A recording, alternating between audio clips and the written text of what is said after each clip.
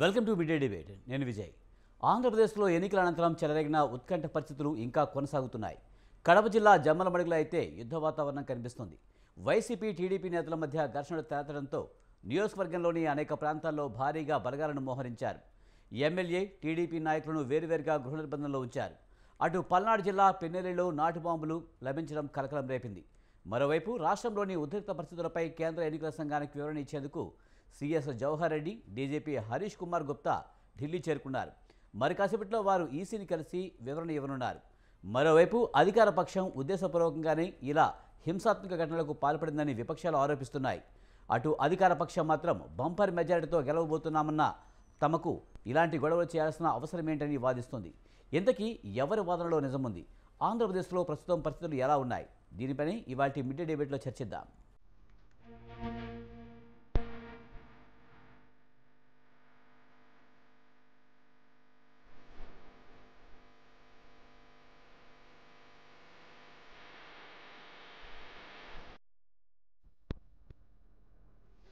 ఏపీలో భారీ స్థాయిలో పోలింగ్ నమోదైన తర్వాత పరిస్థితులు ఆందోళన కలిగిస్తున్నాయి. టీడీపీ, వైసీపీ అనుచరులు దాడులు ఓ రేంజ్లో జరుగుతున్నాయి. వేట కొడవల్లో నాటు బాంబులతో దాడులు దేనికి సంకేతం? అసలు పోలీసులు ఏం చేస్తున్నారు? ఇక దీనికి సంబంధించి మనతో మాట్లాడేందుకు తిరుత్తని వేణుగోపాల్ గారు, వైసీపీ అధికార ప్రతినిధి, అలాగే పూడి తిరుపతిరావు గారు, బీజేపీ రాష్ట్ర అధికార ప్రతినిధి, జగడం సత్యనారాయణ గారు, టీడీపీ రాష్ట్ర నాయకులు మనతో ఉన్నారు. వారితో మాట్లాడే ప్రయత్నం చేద్దాం.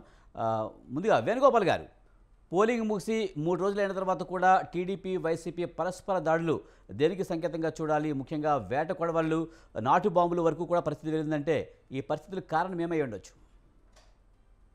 విజయ్ గారు, ముందుగా మీకు, అదేవిధంగా తెలుగుదేశం పార్టీ నాయకులు జగన్నాథం గారికి, అదేవిధంగా తిరుపతిరావు బీజేపీ నాయకులకి, స్వతంత్ర టీవీ ప్రేక్షకులకు అందరికీ నమస్కారం. విజయ్ గారు, ఈరోజు రాష్ట్రము రావణ కాష్టగా మార్చేసింది ఎన్నికల అధికారులు. వాళ్ళకి పూర్తిగా అవగాహన లేకుండా ఎన్నికల ముందు అధికారులను మార్చి, ఆ అధికారులు మార్చే చోట ఆ అధికారులకి ఆడ అవగాహన ఉందా లేదా అని చూసుకోకుండా వాళ్ళు ఇష్టం వచ్చినట్టు వేసేసి, ఈరోజు ఏదైతే ఎన్నికల వారం ముందు అధికారులు మార్చిన దానివల్ల ఏదైతే సమస్యాత్మకమైన ప్రాంతాలన్నీ ఈరోజు ఇబ్బంది పడే పరిస్థితి ఉంది. అక్కడ ఎవరైతే రచ్చ చేసే వాళ్ళని కంట్రోల్ చేయకుండా చేతులు ఎత్తేయటము, మా నాయకులు, వైఎస్ఆర్సీపీ నాయకులు, మాజీ మంత్రులు ఫోన్లు చేసిన ఎస్పీలు రెస్పాండ్ కాకుండా కొట్టుకొని మళ్ళీ వాళ్ళకి గురైపోతారు అని చెప్పి మాట్లాడడము, ఇవన్నీ చూస్తే ఏదైతే పల్నాడులో కానీ, కారంపూడిలో కానీ, చంద్రగిరిలో కానీ, తాడిపత్రిలో కానీ, అదేవిధంగా కడప జిల్లాలో కానీ, ఇవన్నీ చూస్తే ఏదైతే సమస్యాత్మక ప్రాంతాలు ఉన్నాయో అక్కడ మార్చిన అధికారులకి పూర్తిగా అవగాహన లేకుండా మార్చేసి ఈరోజు అక్కడ ఏ విధంగా ఇబ్బంది పడుతున్నారో చూస్తున్నాం. సార్, ఈరోజు 81.86% ఓట్లు మహిళలు ఏదైతే తెల్లారితో 6 గంటల నుంచి రాత్రి 12 వరకు క్యూ లైన్లో నిలబడి ఓట్లేసి, ఈరోజు పెద్ద ఎత్తున మహిళలు ఏదైతే జగన్మోహన్ రెడ్డి ఇచ్చిన సంక్షేమాన్ని, అభివృద్ధిని అందుకున్న వాళ్ళు క్యూలో నిలబడి మళ్ళీ జగన్మోహన్ రెడ్డి రావాలి, మనకి ఏదైతే మాట ఇచ్చిన వ్యక్తి మాట తప్పడు, అలాంటి వ్యక్తి మళ్ళీ మనం గెలిపించుకోవాలని చెప్పేసి ఈరోజు క్యూ లైన్లో ఉండడం, ఆ పర్సంటేజ్ చూసి ప్రతిపక్షాలు కూటమికి జీర్ణించుకోకపోవడము, ఈ విధంగా దాడులు చేయడము చూస్తుంటే ఆశ్చర్యం వేస్తాము. అందుకే ఈరోజు ఏదైతే మేము నిన్న కూడా కంప్లైంట్ ఇవ్వడం జరిగింది, ఏదైతే డీజీపీలకు కానీ, అదేవిధంగా ఎన్నికల అధికారులకు కానీ మా నాయకులు కంప్లైంట్ ఇవ్వడం జరిగింది. ఇప్పుడు వీళ్ళకి కూడా ఢిల్లీ నుంచి ఏదైతే వచ్చి కలవమని చెప్పేసి సిఎస్ని, డీజీపీని కూడా చెప్పడం జరిగింది. ఏదైతే వీళ్ళు ఇంకా మళ్ళీ జగన్మోహన్ రెడ్డి గారు వస్తే మనకు పార్టీకి డిపాజిట్ ఉండవని చెప్పి ఉద్దేశంతోనే ఈ ఆగడాలన్నీ చేయడం జరుగుతుంది. తాడిపత్రి అయితే ఒక ట్రాక్టర్ రాళ్ళు తీసుకెళ్లి ఏదైతే వైఎస్ఆర్సీపీ అభ్యర్థి అయిన పెద్దిరెడ్డి ఇంటిపైకి వీళ్ళు ఏంటి సార్? ఇక్కడ ఎప్పుడైనా చరిత్రలో చూసామా ఇలాంటి ఆగడాలు? ఏం చేస్తున్నారు అక్కడ ఎస్పీలు, అక్కడ పోలీసు? కానీ వేణుగోపాల్ గారు, మీరు చెప్తున్నట్టు అధికారుల మార్పు ప్రధాన కారణమని మీరు చెప్తున్నారు. కానీ ఎక్కువగా ఈ దాడులు చేసింది వైసీపీ అనే విమర్శలు వస్తున్నాయి. ఎందుకంటే తాడిపత్రిలో కానీ, పిన్నెల్లి గ్రామంలో కానీ, అలాగే అఖిలప్రియ సంబంధించిన టీడీపీ నాయకులపై ఎక్కువగా దాడులు కనిపిస్తున్నాయి కదా. విజయ్ గారు, తాడిపత్రిలో ఎమ్మెల్యే అభ్యర్థి పైన ట్రాక్టర్ రాళ్ళు వేసుకొని కొట్టమని చెప్పి వైఎస్ఆర్సీపీ ఏమైనా తెలుగుదేశం పార్టీ నాయకులు చెప్పిందా? అదే విధంగా పెదకూరుపాడు నియోజకవర్గంలో ఖమ్మం పార్టీ టీడీపీ గోండాలను తీసుకొని పోయి ఆ సర్పంచ్ పైన దాడి చేయడము, అదేవిధంగా తిరుపతిలో 14 మహిళా యూనివర్సిటీ కాడ ఎమ్మెల్యే తమ్ముడు ఏదైతే చివరెడ్డి భాస్కర్ తమ్ముడు రఘునాథ్ రెడ్డి బైక్ ని బుల్లెట్ ని పెట్రోల్ పోసి అందించడము, వాళ్ళ కార్లు బద్దలు చేయడము.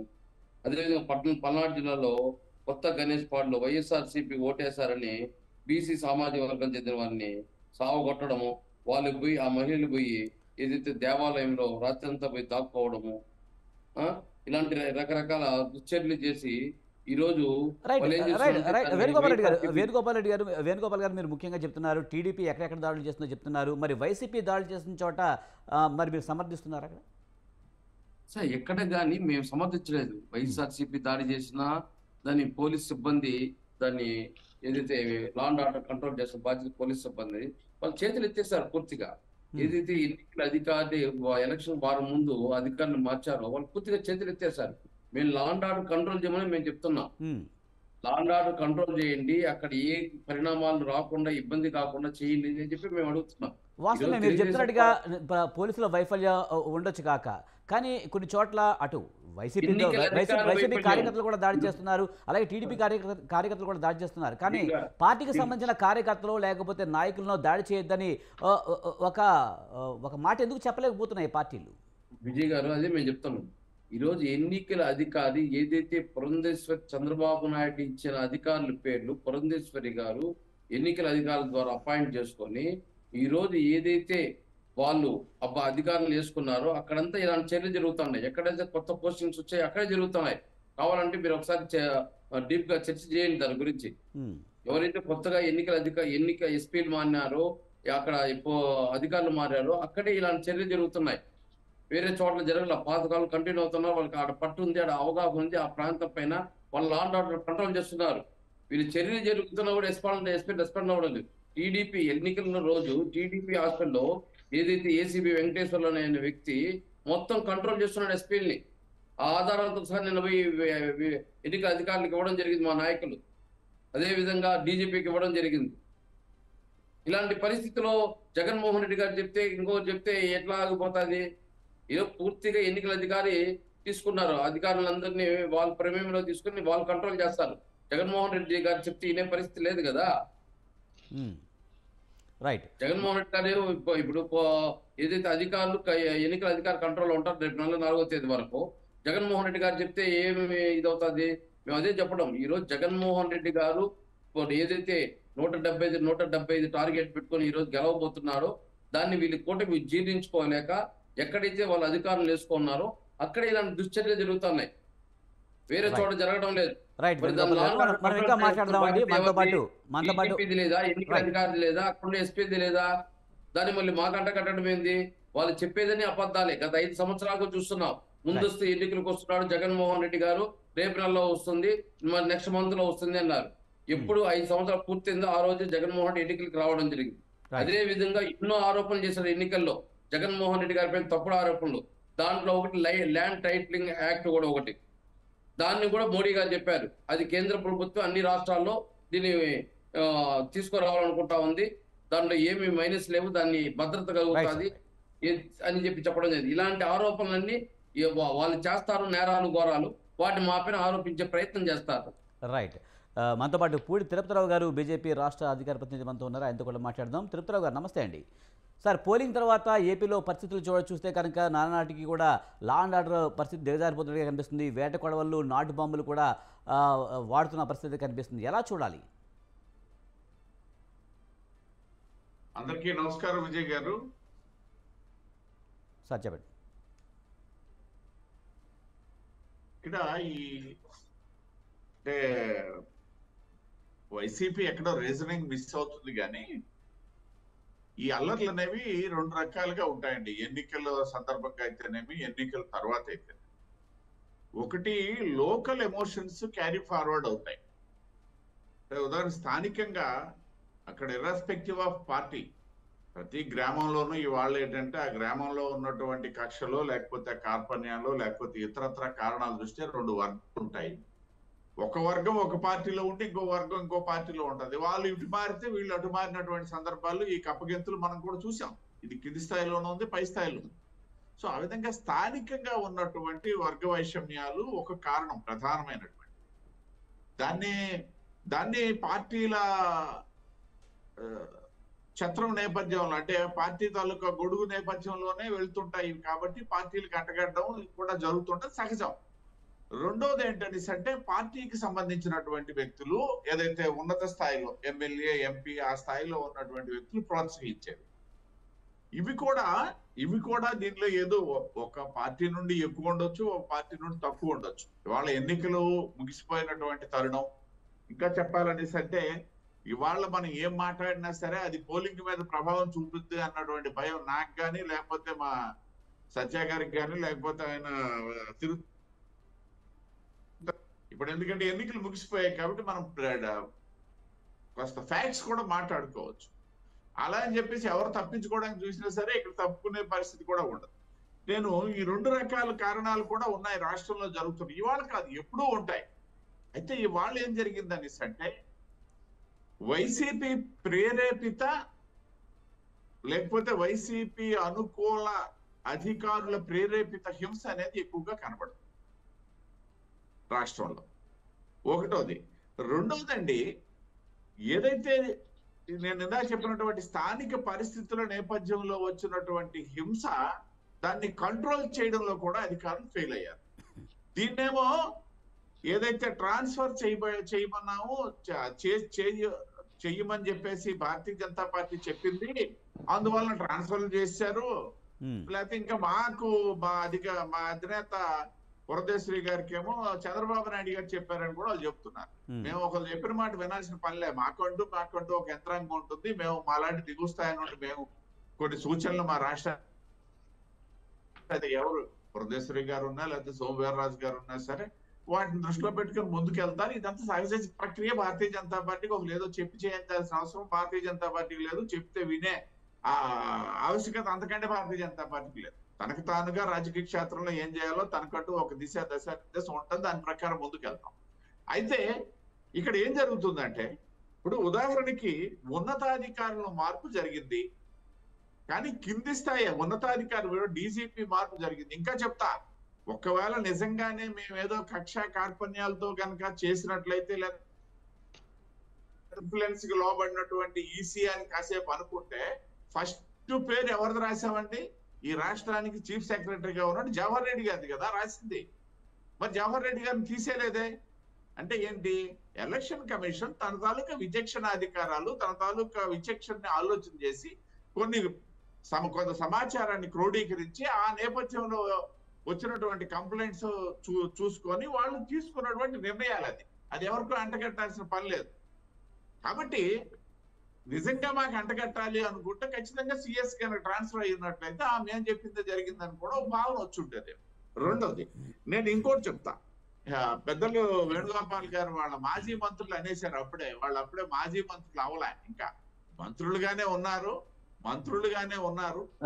అనిల్ ఎడ్యుకేషన్ మంత్రి మాజీ మంత్రి అనిల్ ఫోన్ చేస్తే ఓకే ఒకరిద్దరు అంటే నేను చెప్పేది ఇప్పుడు మీరు పెద్దిరెడ్డి గారి గురించి కూడా, ఇప్పుడు పెద్దిరెడ్డి గారు అక్కడ హింస దానికి తెలుగుదేశం ఎంత చేయగలదో గతంలో మనం చూసాం. కుప్పంకి సంబంధించి బహుశా తెలుగుదేశం ప్రతినిధి గారు మాట్లాడతారేమో. కుప్పంలో గతంలో జరిగినటువంటి దమనకాండ దహనకాండ ఇవాళ జరిగినటువంటిది చూసుకుంటే ఇంత కంపారిజన్ అక్కడ రాకపోవచ్చు. కాకపోతే మెయిన్ ఏంటంటే వాళ్ళ అధికారుల్లో మంత్రులు ఫోన్ చేస్తే స్పందించట్లేదు, మాజీ మంత్రులు ఫోన్ చేస్తే స్పందించట్లేదు అనేసి అంటే వాళ్ళకి భవిష్యత్తు భయం అనేది పట్టుకుంది. రాష్ట్రంలో అధికార మార్పిడి ఖచ్చితంగా జరిగి తీరుతుందన్నటువంటి అభిప్రాయానికి యావత్ రాష్ట్రము వచ్చేసింది. ఆ నేపథ్యంలో అధికారులు ఏముందండి, ఇవాళ గవర్నమెంట్ ఉంది, అనిల్ కుమార్ యాదవ్ లాంటి వ్యక్తులు మంత్రులుగా ఉండేటప్పుడు భయంతో చచ్చినటువంటి అధికారులు కాబట్టి ఇవాళ పనిచేస్తారు వాళ్ళకి అనుకూలంగా. కాబట్టి రేపు వచ్చే పరిస్థితి ఏంటి, వాళ్ళ భవిష్యత్తు ఏంటి, వాళ్ళ ఉద్యోగ భద్రత ఏంటి చూసుకుంటే అధికార మార్పిడి జరుగుతున్నటువంటి తరుణంలో ఖచ్చితంగా స్పందించరు. మాకు అనుకూలంగా చేయడం ఎందుకు స్పందిస్తారు? వాళ్ళు సిట్యుయేషన్ ని ఏ విధంగా ట్యాకిల్ చేయాలా, ఏ విధంగా హ్యాండిల్ చేయాలా అనే దాని మీద ఆధారపడి వాళ్ళ తాలూకా ఆలోచన ఉంటుంది. కాబట్టి తిరుపతిరావు గారు, ముఖ్యంగా అధికారుల మార్పు వల్లే ఎక్కువగా ఈ గొడవలు జరుగుతున్నాయని ఇంతకుముందు మనకి వేణుగోపాల్ గారు అన్నారు. పూర్తి స్థాయిలో అధికారులకి కొత్తగా వచ్చిన వాళ్ళకి అవగాహన ఉండదు కదా, అందుకనే కంట్రోల్ చేయడంలో వైఫల్యం చెందారనుకోవడంలో తప్పే ఉంది. ఖచ్చితంగా తప్పే. ఉమ్, ఎందుకనేసి అంటే ఉన్నత స్థాయి అధికారి ఆధారంగా లా అండ్ ఆర్డర్ ఎప్పుడు నడవదండి. ఉమ్, ఉన్నత స్థాయి ప్రేరేపిస్తే ఏదైనా ప్రేరేపణ ఉంటుంది, కానీ సహజంగా ఏదైతే లా అండ్ ఆర్డర్ కానీ ఇట్లాంటివి అనేవి కింది స్థాయి అధికారులు డిజైన్ చేసినటువంటి ఒక ప్లాన్ ఆఫ్ యాక్షన్ ప్రకారమే ఉంటది. ఉదాహరణకి స్టేషన్ హౌస్ ఆఫీసర్ ఎస్ఐ ఉంటే ఎస్ఐ, సిఐ ఉంటే సిఐ కీలకం అండి ఎక్కడైనా సరే. ఉన్నతాధికారులు వాళ్ళు ఇన్ఫ్లుయెన్స్ చేస్తారు తప్పిస్తే, వాళ్ళు ఇన్ఫ్లుయెన్స్ చేసి చేయిస్తున్నారని చెప్పేసి ప్రతిపక్షాలు ఆరోపిస్తే తప్పిస్తే, ఉన్నతాధికారి వచ్చి ఒక స్టేషన్ హౌస్ ఆఫీసర్ గా అక్కడ కూర్చొని అక్కడ ఎవరికైనా పక్షపాతంగా వ్యవహరించడం అనేది జరిగే పని కాదు.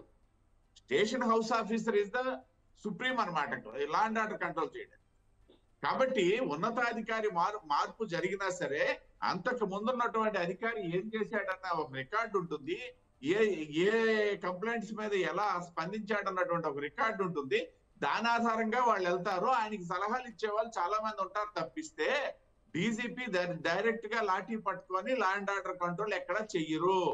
ఉమ్. వాళ్ళు ఇన్ఫ్లుయెన్స్ చేస్తారు. అది ఇక్కడ మేము చెప్పింది ఏంటంటే పోలీస్ డిపార్ట్మెంట్ ని డీజీపీ ఇన్ఫ్లుయెన్స్ చేసి వైసీపీకి అనుకూలంగా చేసుకుంటున్నాడు అని చెప్పాను తప్పిస్తే, డీజీపీ వచ్చి డైరెక్ట్ గా ఇక్కడ ఉన్నటువంటి పూడి తిరుపతిరావు మీద కక్షాదిం చేస్తున్నాడని చెప్పి చెప్పలేదు. ఎక్కడ ఎవరు చెప్పరే. కాబట్టి ఉన్నతాధికారి మార్పు అనేది పెద్ద ప్రాబ్లం కాదు. ఏ క్షణంలో మారినా ఆ మరుక్షణం వచ్చినటువంటి ఆఫీసరు వాళ్ళు ఐఏఎస్ ఐపీఎస్ ఆఫీసర్లు వాళ్ళకు ఒక సహజమైనటువంటి అవగాహన ఉంటుంది, వాళ్ళకి సహజమైనటువంటి ఒక జాబ్ చార్ట్ ఉంటుంది. దాని ఆధారంగా వాళ్ళు ముందుకు వెళ్ళిపోతారు. ఇది కొత్త ఏం కాదు. దేశ రాజకీయాలు క్షమించాలి, దేశంలో ఎన్నికలు జరిగినటువంటి పలు సందర్భాల్లో ఇలా జరిగినప్పటికీ కూడా ఇంత హింస ఎందుకు రాలేదనే ప్రశ్న కూడా వస్తుంది. ఇవన్నీ కారణాలు ఉన్నాయి. ఇది కావాలని చెప్పేసి వైసీపీ అంటే నేను మళ్ళీ చెప్తున్నా, ఒకటి సహజంగా వచ్చే ఘర్షణలు ఏవైతే ఉన్నాయో దానికి ఏ పార్టీ బాధ్యులు కాదు. స్థానిక నాయకత్వం ఉన్నటువంటి పరిస్థితుల్లో అవి బాధ్యతలు. మిగతా ఏదైతే ప్రేరేపితమైనటువంటి ఉన్నాయో దానికి ఖచ్చితంగా వైసీపీ వాళ్ళ గవర్నమెంట్ లో ఉంది. ఇంకా ఇప్పటికి కూడాను ఆ ఇన్ఫ్లుయెన్స్ అనేది కొంత పనిచేస్తుంది ఆఫీసర్స్ మీద. ఎందుకంటే 5 సంవత్సరాలు పనిచేయించుకున్నటువంటి ఆఫీసర్ ఒకేసారి యూటర్న్ తీసుకుంటాడా అనేసి అంటే సాధ్యపడే పని కాదు. వాళ్ళ తాలూకు అభిమానాలు అవన్నీ వేరేగా ఉంటాయి. ఎన్ని ఫ్యాక్ట్స్ విజయ్ గారు. రైట్. తిరుపతి గారు మనతో పాటు జగడం సత్యనారాయణ గారు ఉన్నారు, టీడీపీ రాష్ట్ర నాయకులు. ఆయనతో మాట్లాడదాం.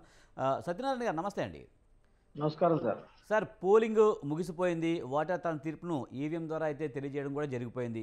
ఫలితం అయితే జూన్ 4న ఎటు తేలిపోద్ది. ఈ లోపుగానే ఈ దాడులు ఎందుకు? అటు టీడీపీ అనండి, వైసీపీ అనగానండి, ఫలితం అయితే ఈ దాడులు చేస్తే మారిపోదు కదా. ముందుగా స్వతంత్ర టీవీ ప్రేక్షకులకి, అదేవిధంగా బీజేపీ నాయకులకి, వైసీపీ నాయకులకి కూడా ప్రత్యేకమైనటువంటి అభినందనలు. ఎలక్షన్ జరిగి 3 రోజులు అయింది సార్. 3 రోజుల నుంచి కూడా ఎక్కడా కూడా అల్లర్లు ఆగనటువంటి పరిస్థితులు. ఢిల్లీ స్వయంగా కలగజేసుకుని మీరు వచ్చి ఈ మధ్యాహ్నం లోపు మీరు రిపోర్ట్ చేయండి, అక్కడ ఎందుకు అల్లర్లు ఆగట్లేదని చెప్పేసి అడిగినటువంటి వైను, ఇవన్నీ కూడా కప్పిపుచ్చుకోవడానికి వైసీపీ నాయకులు మన మీరు మాట్లాడుతున్నారు. తెలుగుదేశం పార్టీ చేయిస్తుందని చెప్పేసి. తెలుగుదేశం పార్టీకి అధికారం పోయి 5 సంవత్సరాలు అయింది. వారికి అధికారులకి మధ్య సంభాషణ చాలా తక్కువగా ఉంటుంది. మరి పోలీసులు ఇన్ఫ్లుయెన్స్ చేసుకుని, అధికారులు ఇన్ఫ్లుయెన్స్ చేసుకుని, అధికారులు మార్చుకునేటట్టు చేసుకున్నటువంటి మీరు ఈరోజు తెలుగుదేశం పార్టీ మీద అల్లర్లు తెలుగుదేశం పార్టీ చేస్తుందని చెప్పడం ఎంతవరకు సబబు నాకు అర్థం కావట్లేదు. ఎందుకంటే ప్రజాస్వామ్యబద్ధంగా ఎన్నికలు జరిగాయి. మనం రాజ్యాంగం ద్వారా జరుగుతున్నటువంటి పరిపాలన గౌరవించుకోవాలి. గౌరవించుకోకుండా 4వ తారీఖు కానీ ఇంకా ఎన్నికల ఫలితాలు రానటువంటి పరిస్థితులు. సుమారు 15 రోజుల పాటు రిజల్ట్ కోసం వెయిట్ చూసినటువంటి ప్రజల్ని మనం తప్పుదారి పట్టిస్తూ రెచ్చగొట్టే ధోరణితో మాట్లాడడం అనేది కరెక్ట్ కాదు. సజ్జల రామకృష్ణారెడ్డి గారు ఏం మాట్లాడతారు? కౌంటింగ్ జరిగే ముందు కౌంటింగ్ రోజు చాలా అల్లర్లు జరుగుతాయి, అల్లర్లు చేస్తారు తెలుగుదేశం పార్టీ అని చెప్తున్నారు. తెలుగుదేశం పార్టీకి ఏం అవసరం అండి అల్లర్లు చేయించడానికి? మేము ప్రజల తీర్పు కోరాం. వైసీపీ ప్రభుత్వం అనేటువంటి వైఫల్యాన్ని అంతా కూడా ప్రజలకి ఎండగట్టేటట్టు మా నేత చంద్రబాబు నాయుడు గారు ప్రచారం చేశారు. కూటమి కి అల్లర్లకి సంబంధం ఉందని చెప్పేసి ఆయన స్టేట్మెంట్ ఇస్తాడు. కౌంటింగ్ రోజున అల్లర్లకు కూటమి కుట్రలంట. మరి ప్రధానంగా ఆయన ఇచ్చినటువంటి స్టేట్మెంట్ అది సజ్జల రామకృష్ణారెడ్డి గారు. మరి ఇలాగా ప్రజల్ని రెచ్చగొట్టే ధోరణిలో మీరు మాట్లాడుతున్నారా, కూటమి నాయకులు అయినటువంటి మేము మాట్లాడుతున్నామా? ఎక్కడా కూడా కూటమి మంచి పరిపాలన కోసం ఎదురు చూస్తా ఉంది. కూటమి అనేది ప్రజలు కోరుకుంటే ఏర్పడినటువంటి కూటమి, అది నాయకుల అవసరాల కోసం ఏర్పడినటువంటి కూటమి మాత్రం కాదు. ఒక కానీ సత్యనారాయణ గారు, మీ టీడీపీకి సంబంధించిన వాళ్ళే దుర్మార్గమైన చాలా మంది మాట్లాడుతూ ఉన్నారు, పోలీసులు ఇంకా వైసీపీ కనుసన్నల్లోనే పనిచేస్తున్నారు ఖచ్చితంగా అని ఖచ్చితంగా చెప్పడం సార్. మరి అంతవరకు కరెక్ట్. అలాగే ఇంతకుముందు మన పూడి తిరుపతి గారు మాట్లాడినప్పుడు కూడా ఆయన కూడా అన్నారు, ఇప్పుడు దాదాపు 5 సంవత్సరాలు పనిచేసిన తర్వాత అక్కడ స్థానిక నాయకుల ఇన్ఫ్లుయెన్స్ అయితే ఖచ్చితంగా ఉంటుంది పోలీసుల మీద అని చెప్తున్నారు. ఖచ్చితంగా ఏకపక్షంగా వ్యవహరిస్తున్నటువంటి పోలీసులు అని చెప్పేసి మనం ఖచ్చితంగా చెప్పొచ్చు సార్. ఎందుకంటే పోలీసులు పూర్తిగా ఇంకా మార్పు కోరుకోలేదు వాళ్ళు. ఎందుకంటే సుమారు 715 ప్రాంతాల్లో ఈ రోజుకి పోలీస్ పికెట్ జరుగుతూ ఉంది. ఎంత దుర్మార్గం చూడండి. గత ఎన్నికల్లో ఎన్నడూ కూడా, స్వతంత్రం వచ్చిన తర్వాత ఎన్నడూ కూడా జరగనటువంటి హింసని ఈరోజు ఈ ప్రభుత్వం హయాంలో జరుగుతున్నటువంటి లెక్క. ప్రభుత్వం ఏదో తాత్కాలికంగా మరి పక్కన ఉన్నటువంటి విధానం ఉన్నప్పటికీ కూడా ఈరోజు పరిపాలన చేస్తున్నటువంటి యంత్రాంగాన్ని అంతా వాళ్ళ గుప్పుల్లో పట్టుకుని ఎక్కడికక్కడికి అల్లరి సృష్టించినటువంటి వైద్యం చూస్తున్నాం. ఎందుకంటే ఒక సిఐ జ్యుడిషియల్ దాటి వేరే జ్యుడిషియల్కి వెళ్ళి అక్కడ డ్యూటీ చేశారు, మీకు అక్కడ అవసరం ఏంటని చెప్పేసి ఈరోజు వ్యవస్థ ప్రశ్నిస్తుందంటే, అక్కడ ఆ పాయింట్ తీసుకొచ్చి నాయకులు అడుగుతున్నారంటే అక్కడ అర్థమైపోతుంది కదా సార్. నా జ్యుడిషియల్ ఏదో, నా ప్రాంతం ఏదో, నేను అక్కడ డ్యూటీ చేయాలి. వేరే ప్రాంతంలో కూడా మీకు డ్యూటీ పడినటువంటి ప్రాంతంలో కూడా మీరు వెళ్ళి డ్యూటీ చేశారంటే మరి ప్రభుత్వం అండదండలు లేకుండా ఒక అధికారి యూనిఫామ్తో పక్క ప్రాంతానికి వెళ్ళగలుగుతాడా? మరి ఇటువంటి అన్ని ప్రోత్సహిస్తున్నారు కాబట్టే వైసీపీ దీని వెనకాల ఇంకా వీళ్ళకి కూడా ఆ వాసన పోవట్లేదని చెప్పేసి ఖచ్చితంగా ఎవరైనా నమ్ముతారు, ఎవరైనా చెబుతారు కూడా అదే విషయాన్ని. కాబట్టి ఖచ్చితంగా మరి ఈరోజు 715 ప్రాంతాల్లో కూడా ఈరోజు కూడా పోలీస్ పికెట్లు జరుగుతూ, ఎక్కడికెక్కడ తాడిపత్రిలో 144 సెక్షన్ జరుగుతూ, తాడిపత్రి పల్లడి ప్రాంతం అంతా కూడా భయభ్రాంతులు గురిచేస్తున్నటువంటి ఏ విధానం ఏదైతే ఉందో ఖచ్చితంగా దీన్ని ప్రజలు గ్రహిస్తున్నారు. కానీ అదే తాడిపత్రిలో టీడీపీ కార్యకర్తలు లేకపోతే టీడీపీ నాయకులు పెద్దారెడ్డి ఇంటికి వెళ్ళి అక్కడ జెండా ఎగరవేశారనే వార్తలు కూడా హల్చల్ చేస్తున్నాయి కదా, దానికేమంటారు? ఏది ఏమైనప్పటికీ కూడా ఇటువంటి చర్యల్ని పోలీసు వ్యవస్థ కంట్రోల్ చేయకపోవడం అనేది చాలా తప్పుదు. ఇది రాజ్యాంగపరమైన, రాజ్యాంగ అటు వైసీపీ నాయకులు మాట్లాడినప్పుడు కానీ, మీరు టీడీపీ వాళ్ళు కానీ మాట్లాడినప్పుడు పోలీసుల వైఫల్యం అని చెప్తున్నారు. ఖచ్చితంగా ఇందులో పోలీసుల వైఫల్యం ఉండొచ్చు. కానీ మీ పార్టీ కార్యకర్తలు కానీ నాయకులు కానీ సంశయంతో ఉండమని ఎందుకు చెప్పలేకపోతున్నాయి రెండు పార్టీలు? మేము కూడా అక్కడ నిజ నిర్ధారణ కమిటీ వేయడం జరిగింది సార్. మా నాయకుడు పల్నాడు హింసపై టీడీపీ నిజ నిర్ధారణ కమిటీ వేసింది చంద్రబాబు నాయుడు గారు. ఎందుకంటే మేము కమిటీ వేసాం కాబట్టి ఆ వాస్తవాలను మేము ఇప్పుడు చెప్పలేము అక్కడ ఏం జరిగింది అనేది. మమ్మల్ని వాళ్ళు కొట్టారా, వాళ్ళని మేము కొట్టామనేది, లేకపోతే అక్కడ జెండా వాళ్ళు ఎగరేసారా, ఆ జెండా ఎగరేయడానికి కారణాలు ఏదైనా ఉంటే మేము దానికి ఆ పరిస్థితుల్లో అక్కడ ఇంక్లూడ్ అయ్యి ఉన్నామని చెప్పేసి మేము కమిటీ వేసాం. ఇప్పుడు మా నాయకుడు పల్నాడు హింసపై నిర్ధారణ కమిటీ చంద్రబాబు నాయుడు గారు వేశారు. అంటే ఒక నాయకుడు తీసుకోవాల్సిన స్టెప్ ఖచ్చితంగా తీసుకున్నాడు. అదే జగన్మోహన్ రెడ్డి గారి దగ్గర ఎక్కడ కూడా కనబడలేదు. గత పరిపాలనలో హత్యలు జరిగినా, మానభంగాలు జరిగినా, శవాలను డోర్ డెలివరీ చేసినా, చంపేసి డోర్ డెలివరీ చేసినా ఏ రోజు కూడా ఇది ఎందుకు జరిగిందని చెప్పేసి గత పరిపాలనలో అడిగినటువంటి నాయకత్వం లేదు సార్ ఎక్కడ కూడా. చంపేసి వచ్చినటువంటి నాయకత్వం ఊరేగింపులకి, బహిరంగ సభలకి పర్మిషన్లు ఇచ్చినటువంటి ప్రభుత్వంగా గత ప్రభుత్వానికి ముద్ర ఉంది కాబట్టి ఈరోజు భయపడుతున్నారు సార్. అధిక సంఖ్యలో పోలింగ్ జరిగినటువంటి విధానం, చంద్రబాబు నాయుడు గారు కూటమిని కోరుకున్నటువంటి విధానం ఏదైతే ఉందో దాన్ని సహించలేక ఈరోజు వైసీపీ అక్కడక్కడ మరి ఇటువంటి అల్లర్లు సృష్టిస్తూ కౌంటింగ్ రోజు ఖచ్చితంగా అల్లర్లకు కూటమి కొట్టాలని చెప్పేసి వీళ్ళు ఎందుకైతే సజ్జల రామకృష్ణ ద్వారా స్టేట్మెంట్ ఇప్పించారో దానికి ప్రజలకు వివరణ చెప్పాలి సార్. మీ దగ్గర ఏ సమాచారం ఉందని చెప్పేసి స్టేట్మెంట్స్ ఇచ్చి ప్రజలు రెచ్చగొడుతున్నారు వైసీపీ ప్రభుత్వం, మరి వైసీపీ నాయకత్వం. ఇది తప్పు కదా. ఎలా ఒక ఇంటెలిజెన్స్ ఖచ్చితంగా ఉంటుంది. ఎక్కడ అల్లర్లు జరుగుతున్నాయి, ఎందుకు అల్లర్లు జరుగుతున్నాయి, మీరు ఎందుకు పసిగట్టలేదు, ఎంత అల్లర్లు జరుగుతున్నప్పుడు అయితే ఇంకా అధిక బలగాలను తెచ్చుకుని మీరు కంట్రోల్ చేయాలి కదా. అంత నిద్రపోతున్నారా? మీరు రండి ఢిల్లీ వచ్చి సమాధానం చెప్పండి అని చెప్పేసి ఎప్పుడైనా ఉందా సార్? చరిత్రలో ఎప్పుడైనా ఇలా జరిగిందా? ఈ వైసీపీ ప్రభుత్వం పరిపాలన విధానం తర్వాత తప్ప ఎప్పుడైనా జరిగిందా చెప్పండి సార్ మీరు? అటువంటి కాబట్టి వైసీపీ ప్రభుత్వం కూడా ఎంత కూడా కప్పదాటు వాళ్ళు తప్పు చేసేయడం, దాన్ని కానీ మేము సమర్థించుకోవడం గెలవబోతున్నాం, అసలు మేము దాడులు చేయాల్సిన అవసరం లేదని వైసీపీ అంటుంది. ఇంకా మరి దానికి చూస్తారు. చెప్తారు. ఇప్పుడు ఒకసారి ఇందాక కూడా మన వేణుగారు అంటారు 175 వై నాట్ 175 అని. అసలు అసలు అసలు దానికి అర్థం ఉందా సార్? ఇంకా నినాదాన్ని పక్కన పెట్టకుండా ఆ ఎన్నికలు అయిపోయినా సరే ఇంకా 175 మీద నెగ్గుతున్నామంటే ఇది సాధ్యమా చెప్పండి సార్? ఇది సాధ్యమా? ఇటువంటి అబద్ధాలు అంటే అసాధ్యం కాదు కదా, అసాధ్యం కూడా కాకపోవచ్చు కదా అంటున్నారు వాళ్ళు. మరి మీరు చెప్పండి, మీరు పరిస్థితి మీరు ఎవరి లెక్కలు వాళ్ళకు ఉంటాయి. సత్యనారాయణ గారు, మీ లెక్క మీకు ఉండొచ్చు, నా లెక్క నాకు ఉండొచ్చు, వాళ్ళ లెక్కలు వాళ్ళకు ఉంటాయి. ఎన్నికలు ఎన్నికలు అయిపోయిన తర్వాత కూడా ఇంకా మభ్య పెట్టడానికి, ప్రజలు మభ్య పెట్టడానికి కనీసం మరి ఇంకా వైనాట్ 170 పైన ఇంకా మభ్య పెట్టేది ఏముంది? ఈ ఏరియాలో అయితే వాటర్ తన తీర్పు అయితే చెప్పేశాడు. ఖచ్చితంగా జూన్ 4న ఎవరు గెలుస్తారో ఎవరు ఓడిపోతారో అనేది క్లారిటీ ఉంది. కానీ ఇప్పుడు జగన్మోహన్ రెడ్డి 175 అని అనడం వల్లే కదా మీరు డిపాజిట్ రాదని కూటమిగా ఏర్పడ్డారు. లేదంటే మీరు కూడా ప్రయత్నించుంటారు కదా. కానీ కూటమిగా ఏర్పడిన తర్వాత, పోలింగ్ అయిపోయిన తర్వాత ఇప్పుడు కూడా 175 వస్తాయని మీరు ఎలా చెప్పగలుగుతున్నారు? వేణుగోపాల్ గారు, రైట్, వేణుగోపాల్ గారు, ఇప్పుడు కూడా ప్రజా కూటమి, ప్రజలు కోరుకున్నటువంటి కూటమి. సత్యనారాయణ గారు ఒక్క నిమిషం. జగన్మోహన్ రెడ్డి గారు గుర్తుంచుకోండి, 2014 నుంచి 2019 వరకు ఈ కూటమి ఏ రాష్ట్రానికి ఉద్ధరించింది చెప్పాలన్నా మీ పరిపాలన అంతమొందించడానికి ప్రజలు ఏర్పరచుకున్నటువంటి కూటమి. అది మాత్రం 2014 నుంచి 2019 వరకు ఇచ్చిన హామీల్ని ఏమి అమలు చేసినాయి, ఏమి ఉద్ధరిస్తున్నాయి, మళ్ళీ ఎందుకు 2019లో తిరిగి కూటమి రాలేదు, అవన్నీ కూడా చెప్పాలి కదా. సింగిల్ గారంటీ అని చెప్పేసి రెచ్చగొట్టేవారు. రాకుండా మీరు మీ నాయకులు కూడా మీ డిబేట్స్ మీరు ఒకసారి వేరే చేసుకోండి. మీరు మీ నాయకులందరూ కూడా మీరు ప్రోత్సహిస్తున్నారు.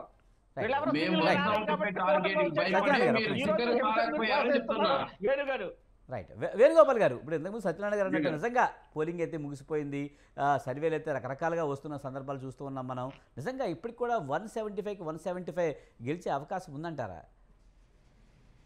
సార్ ఈరోజు చూడండి సార్, జగన్మోహన్ రెడ్డి గారు 2019 ఎన్నికలు గెలిచిన రోజు నుంచి బై డే నుంచి జగన్మోహన్ రెడ్డి గారు ఏదైతే ఆయన అమలు చేయాలో ప్రతి నిత్యం ఆయన ఏదైతే హామీలు ఇచ్చాలో ఆ హామీలు అమలు చేసే ప్రయత్నంతోనే పోరాటం చేస్తూ వచ్చాడు. కరోనా 2 సంవత్సరాలు ఆర్థికంగా ఇబ్బంది పడిన సచివాలయ వ్యవస్థ తీసుకురావడము, ఆ సచివాలయ వ్యవస్థ ద్వారా ఈరోజు ప్రతి కుటుంబానికి సంక్షేమాన్ని అందించడము, వాలంటీర్ వ్యవస్థ తీసుకొని రావడము, ప్రతి అవాతాతకి పెన్షన్ ఇప్పించడము, వికలాంగులకి వితంతులకి పెన్షన్ ఇప్పించడము, అదేవిధంగా ఎస్సీ ఈరోజు ఈరోజు మా ఎస్సీలు మా సపోర్ట్ గాను, ఎస్టీలు సపోర్ట్ గాను, బీసీలు సపోర్ట్ గాను, మైనార్టీల సపోర్ట్ గాను పెద్ద ఎత్తున, అంటే కాపులు ఏదో 50-50 ఉన్నారు, మిగతా అన్ని సామాజిక వర్గాలు పెద్ద ఎత్తున మాకు సపోర్ట్తో ఉండడం వల్ల ఈరోజు జగన్మోహన్ రెడ్డి గారు ఏదైతే పేదవాడి పక్కన నిలబడ్డాడో ఆ పేదవాడే ఈరోజు జగన్మోహన్ రెడ్డి గారిని గెలిపిస్తున్నాడు. ఆ భగవంతుడే జగన్మోహన్ రెడ్డి గారు మళ్ళీ గెలిపించి అధికారం ఇస్తున్నారు. మేము చెప్పడం ఏమంటే ఈరోజు ఎస్కేప్ అయిపోలేదు, మేము ఇచ్చిన హామీలకి కట్టుబడి ఉన్నాము. ఆ హామీలు జగన్మోహన్ రెడ్డి గారు సాయి శక్తిలా దాన్ని అమలు చేసే ప్రయత్నం చేశారు. ఏదో ఒకటో అరవ తప్ప మీతో అన్ని ఇచ్చే ప్రయత్నమే చేశారు. ఏది ఎస్కేప్ అయిపోయినా ఎన్నికలకు 2024 ఎన్నికలకు 6 నెలల ముందు జగనన్న చేతి ఇవ్వడమో, లేకపోతే ఆసరా వేయడమో, లేకపోతే ఇంకొకటి ఇవ్వడమో చేయలేదు. బయట ఏ రోజు గెలిచాడో ఆ రోజు నుంచి 5 సంవత్సరాలు ప్రతి సంవత్సరం ప్రతి స్కీమ్ క్యాలెండర్ పెట్టి ప్రతి ఏ డేట్ లో ఏ నెల అని చెప్పి. సరే వేణుగోపాల్ గారు, మీరు చెప్తున్నట్టుగా మీ నాయకుడు అన్ని పూర్తి చేస్తారని మీరు చెప్తున్నారు, ఓకే. కానీ పోలింగ్ అయితే ముగిసింది, పోలింగ్ సరళను కూడా మీరు అబ్జర్వ్ చేస్తుంటారు. కానీ ఇప్పుడు మీరు చెప్పండి, వాస్తవంగా ఎన్ని సీట్లు గెలవబోతున్నారు అనేది మీరు చెప్పండి. సార్ ఇప్పుడు మేము అదే చెప్తున్నాం, ప్రతి చోట ప్రతి చోట మేము అబ్జర్వ్ చేస్తుంది. కానీ మీడియా వాళ్ళు కూడా మీడియా వాళ్ళతో మాట్లాడుతున్నాను కాబట్టి ప్రతి చోట ఏమనంటే ఈరోజు జగన్మోహన్ రెడ్డి గారు ఏమన్నా ఇచ్చిన మాటలు కానీ, ఇప్పుడు చంద్రబాబు నాయుడు ఒక మాట ఇస్తాడు, ఆ మాట ఎన్నికల్లో గెలిచిన తర్వాత మర్చిపోతాడు. ఇప్పుడు జగన్మోహన్ రెడ్డి గారు ఏం చెప్పారు, ఎన్నికల్లో ఇచ్చిన పథకాలని కొనసాగిస్తాను, ఇంకాస్త మెరుగ్గా కొనసాగిస్తాను అన్నాడే కానీ కొత్త హామీలు ఇవ్వలేదు. చంద్రబాబు నాయుడు 2014 హామీలు ఇచ్చాడు, వాటిని అన్ని కట్టగట్టి అటుకుపోయినేశాడు.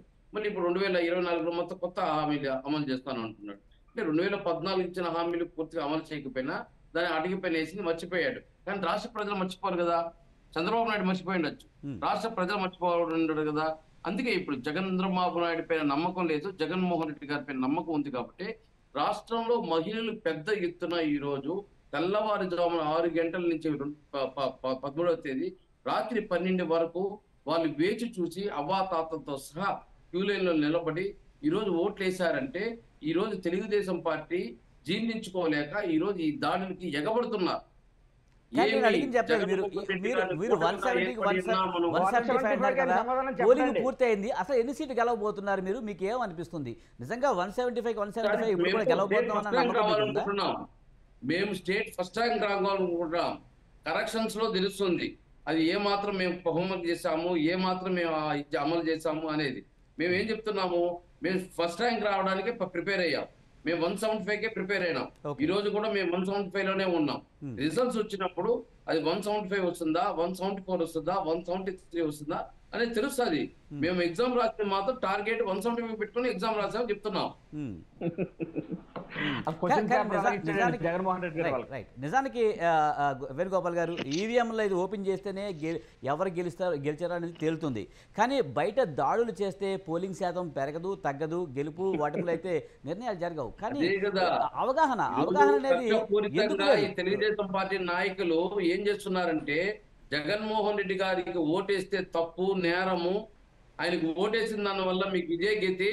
కనీసం పోలింగ్ ఈ రోజు బీజేపీని 0.85% లేని బీజేపీని ఎందుకు తెలుగుదేశం పార్టీ 10 సీట్లు ఇచ్చి పవన్ కళ్యాణ్ కాలా వేలా పడి వాళ్ళిద్దరికి మీడియేషన్ చేశాడండి? మాకు ఇష్టమైంది మేము చేసుకున్నాం, మీకెందుకంటే మీకు ఇష్టమైనది చెప్తున్నాను. ఎందుకు చేసుకోవాలి చెప్పాలి. పార్టీలో కొన్ని సీట్లు కూడా మేము వదులుకున్నాం కదా, దాన్ని మాకు ఇష్టమైంది చేసుకున్నాం. మీరు 10 సీట్లు భారతీయ జనతా పార్టీ వాళ్ళకి ఇవ్వడం జరిగిందో చెప్పాలి కదా. నేను అవసరం లేదు, వాళ్ళకి 10 సీట్లు 20 బీజేపీ ఉంది అది నేను చెప్తున్నాను. నేను మాట్లాడివ్వండి,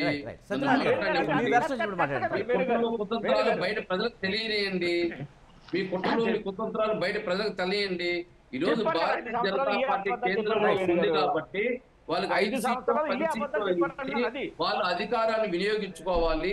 ఈ రోజు ఎన్నిక ఈవీఎంలు, సిబిఐలు, ఇన్కమ్ ట్యాక్స్లు ఇలాంటి వాడుకొని ఈ రోజు ఏదైతే జగన్మోహన్ రెడ్డి గారిని కట్టడి చేయాలనే ఉద్దేశంతో బీజేపీకి 10 సీట్లు ఇచ్చారు. లేదా బీజేపీకి ఏం పర్సంటేజ్ ఇచ్చారు? ఈ రోజు జగన్మోహన్ రెడ్డిని కట్టడి చేయాలంటే ఖచ్చితంగా బీజేపీ మన పక్కన ఉంటేనే మనం కట్టడి చేయగలం. అధికారాన్ని జగన్మోహన్ రెడ్డి గారు వినియోగించుకున్నారా?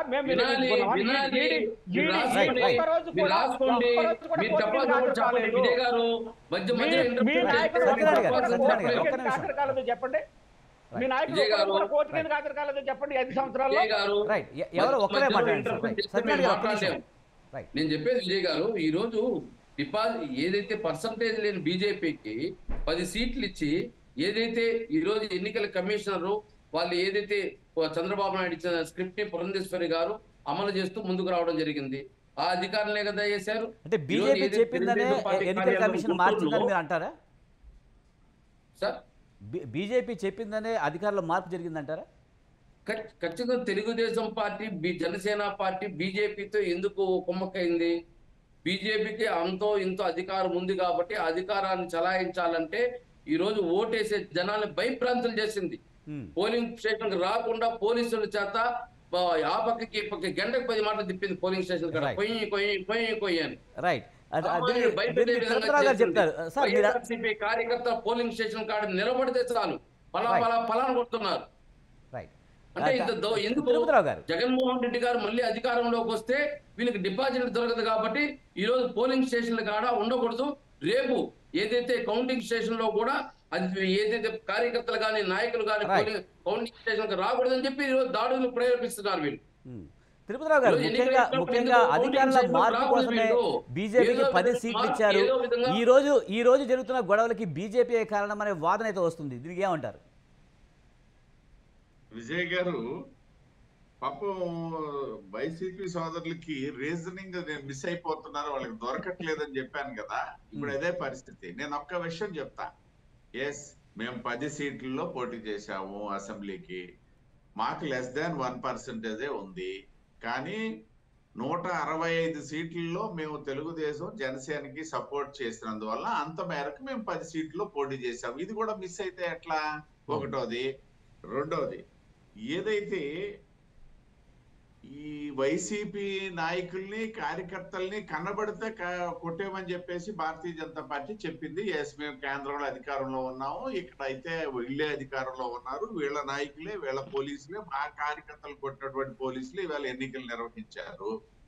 కాకపోతే వీళ్ళు మిస్ అయిన రీజనింగ్ ఏంటనేసి అంటే, మునుపెన్నడు లేనటువంటి విధంగా 82% ఇక్కడ పోలింగ్ జరిగితే ఇంకా మరి ఇవన్నీ ఎక్కడికి వెళ్ళిపోయినట్టయితే ఏమైపోయారు? ఈ వైసీపీ వాళ్ళైతే వైసీపీ వాళ్ళు అందులో లేరా అంటే ఈ లెక్కన వాటమని